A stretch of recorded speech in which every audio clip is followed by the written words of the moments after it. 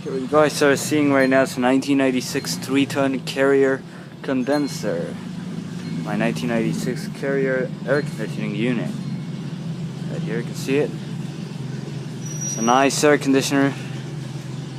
Here in Venezuela we have heat all year long. And yeah, this thing runs all year long on cool mode because there's no winter in here. It's March. It is hot as hell. It's like 90 degrees right now. So yeah. Nice, reliable air conditioning unit. We got a Bristol reciprocating compressor.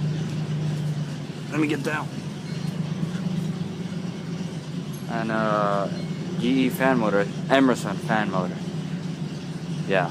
Got replaced in 2005 and the bearings got replaced last year. So yeah. Pretty good unit. I'll make a video of it running soon.